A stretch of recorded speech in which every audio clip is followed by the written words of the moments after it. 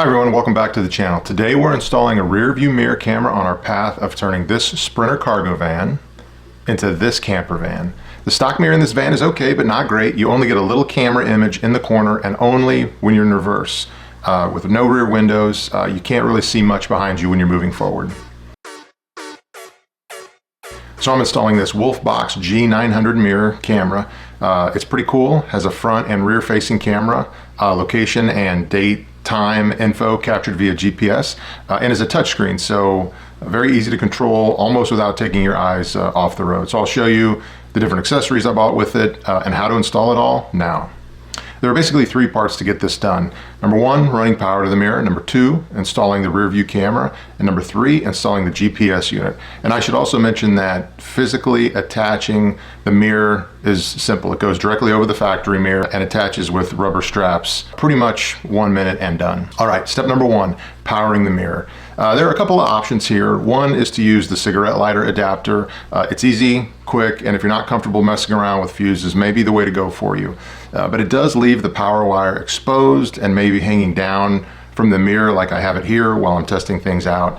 But the other option, which we decided to go with, is to hardwire the mirror directly into the fuse panel. It's not really that difficult, and the beauty of hardwiring is that once it's done, you forget about it. No wires hanging, no plugs to mess with. It just works every time you drive. So to do that, I ran the wire from the mirror up to the ceiling, across to the A pillar, back to the B pillar, down the B pillar to the seat base where the fuse panel is for this specific van. And as you can see here, I did have the headliner out. I had this out already for a different reason. I was installing insulation behind it, so it was a great time to run the mirror wiring. You can run this wiring without removing the headliner, but it does make it a bit easier. And keep in mind when you're doing this, there are side curtain airbags above each of the doors, so be careful not to interfere with those when running the wires. Once the wire was run to the seat base, it was just a matter of making whatever connections you need based on the kit you have and picking which fuses to use to connect into the fuse panel. I won't go into that detail here as all vans are different, but the guidance is connect the yellow wire to a fuse that has constant power and the red wire to a fuse that has accessory power, so it's on when the ignition is on. This turns the mirror on when you turn the van on. Now on to step two, the rear view camera. This is what gets you that crystal clear image of what's behind you. For this, the wiring does need to go from the mirror all the way to the back of the van where the camera is going to be mounted. And because this is a 170 extended, I needed the camera extension cable, so I bought that from Wolfbox as well. I ran it along the same path as the power wire to get it over to the B pillar, just over the driver's top left shoulder, and then essentially followed the Mercedes factory driver's side wiring harness all the way back to the D pillar. Once you get to the back, the cable needs to go down through the D pillar and into the rear door. There is a rubber boot that connects the body of the van to the door and already carries wires for the license plate light. So we just added the camera cable there using this fish tape. And by the way, this electrical fish tape is another one of those tools that I use several times throughout a van build. I'll link it in the description if interested. And just an FYI, the one I like and use here is fiberglass, not metal, so it doesn't scratch the van.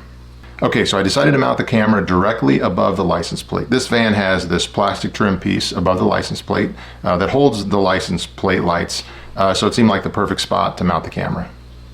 I removed the trim piece, drilled a small hole in it that I could slip the camera wire through, and then fed that back through the door as I reattached the trim piece. I then cleaned the surface where I would mount the camera, peeled off the tape backing, and stuck the camera on.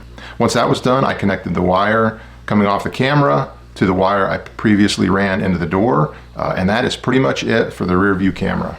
Now for installing the GPS unit. This is a small sensor that attaches to the mirror and provides location and speed data for the video camera's capture, and it can stay inside the van. I didn't really get any video of this part of the install, but it's pretty straightforward. Here's what the unit looks like. We ran the wire from the mirror across to the passenger side A pillar, and then just down the A pillar to the dash.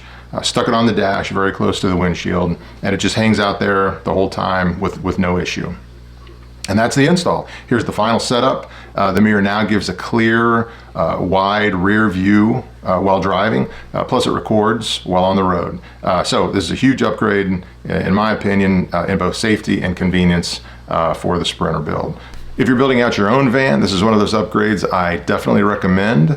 Links for the camera, extension cable, direct wire kit, and the tools I use are all in the description. Don't forget to subscribe so you don't miss the next step in this camper van build, and thanks for watching. Yay, vans!